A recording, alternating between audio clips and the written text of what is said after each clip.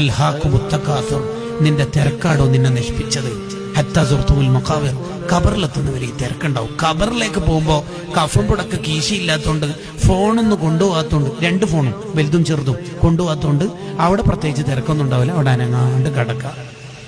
ഇനിയൊരു മീറ്റിംഗ് നിനക്ക് ജീവിതത്തിൽ ഇല്ല, ഇനിയൊരു സ്വലാത്ത് മജ്ലിസ് ഇല്ല, ഇനിയൊരു സുബ്ഹ് നിസ്കാരമില്ല, ഇനിയൊരു തസ്ബീഹ് ഇല്ല. മരണം മുതലുള്ള കാലം പ്രതിഫലത്തിന്റെ കാലമാണ്. മരിച്ചു കഴിഞ്ഞാൽ ഒരു സുബ്ഹാനയും ചൊല്ലാൻ കഴിയില്ല, 1 രൂപ സ്വതക്ക കൊടുക്കാൻ കഴിയില്ല, ഒരു സ്വലാത്ത് ചൊല്ലാൻ പറ്റൂല, ഒരാളുടെ മുഖത്ത് നോക്കി ചിരിക്കാൻ പറ്റൂല, ഒരു ഖുൽ ഹു അല്ലാഹു ഓതാൻ പറ്റൂല, ഒരു വിത്ർ നിസ്കരിക്കാൻ പറ്റൂല. അത് മരിക്കണവരെ മാത്രം.